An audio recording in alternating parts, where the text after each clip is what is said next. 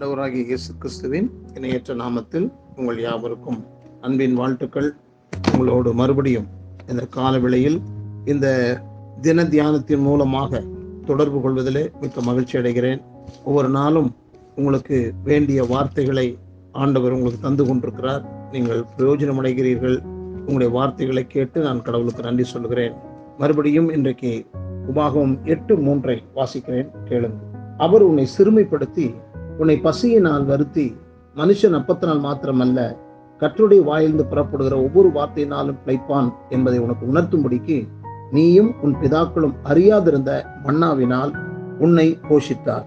நான் உன்னை சிறுமைப்படுத்தி என்ற வசனத்தை பாருங்கள்.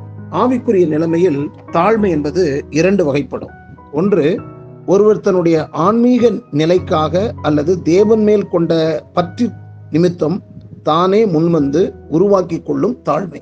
இன்னொன்று, தேவன் ஒருவரை பலவித சோதனைகளை நடத்தி அனுபவங்கள் மூலமாக ஒருவருக்குள் ஏற்பட செய்கின்ற தாழ்மை.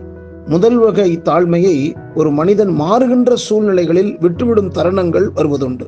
ஆனால் 2வது வகை தாழ்மை ஒரு மனிதனின் இரத்த ஓட்டத்தில் கலந்து அது இயல்பாகி விடுகிறது. தேவன் தாம் விரும்புகின்ற மக்களை 2ஆம் வகை தாழ்மைக்கு நேராக வழி நடத்துகிறார் என்பது உண்மை. தேவன் நம்மை உயர்த்த விரும்புகிறார் என்றால் முதலில் நாம் தாழ்ந்து போகத்தக்க சூழ்நிலைகளை அவர் அனுமதிக்கிறார். அங்கே நாம் உண்மையிலே ஒரு தாழ்வான பலவீனமான நிலையில் இருப்பதை அறிய செய்கின்றார். நாம் தேவனை தேடி அவரை பற்றி கொண்டிருக்க வேண்டிய ஒரு தேவை நிலையில் இருப்பதை நாம் உணர்ந்து கொள்ள செய்கிறார். தாவீது துவக்க காலத்திலேயே தேவ பற்றின் விளைவாக தாழ்மையாக வாழ்ந்து வந்தான். கோலியத்தோடு பேசும்போது அவன் தேவனை உயர்த்தி தன்னை தாழ்த்தினான். 1 சாமுவேல் 17ஆம் அதிகாரம் 45-46 எழுதப்பட்டிருக்கிறது. சவுல் ராஜா தன் மகளை அவனுக்கு கொடுக்க முன்வந்த போது கூட அவன் தாழ்மை உணர்வின் விளைவாக தான் அதற்கு தகுதி உள்ளவன் அல்ல என்றே கூறினான். 1 சாமுவேல் 18:18 இருக்கு. ஆயினும் தேவன் அவனை பலவிதமான சோதனையான பாதைகளை நடத்தி அவனுக்குள் இயல்பான தாழ்மை உணர்வு ஏற்படும்படி செயல்பட்டார். சில நேரங்களில் தேவ பற்றிற்காக நாம் தாழ்மையாக செயல்பட்டாலும் தேவன் ஒரு உண்மையான வலுவான தாழ்மையை நம்மில் ஏற்படுத்தி நம்மை உயர்த்துவதற்காக சோதனைகளின் பாதையை அவர் அனுமதிக்கிறார். அவை நன்மைகளையே கொண்டு வரும்.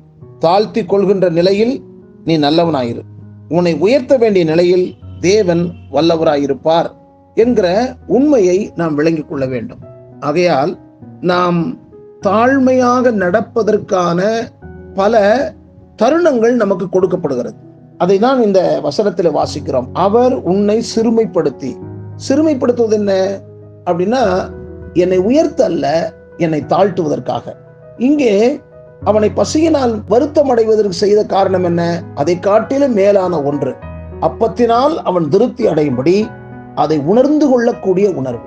ஆகையால் நமக்கு வரும் சூழ்நிலைகளும் பல காரியங்கள், என் ஆண்டவர் கைவிட்டாரோ அப்படின்ற ஒரு சூழ்நிலை வரும்போது நம்மை அர்ப்பணித்து அவருக்காக வாழ பிரயாசப்படுவோம்.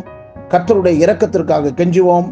கர்த்தருடைய தொடுதலை தேடுவோம், அனுபவிப்போம். ஆண்டவர் உங்களை அற்புதமாய் நடத்துவாராக. ஆமென்.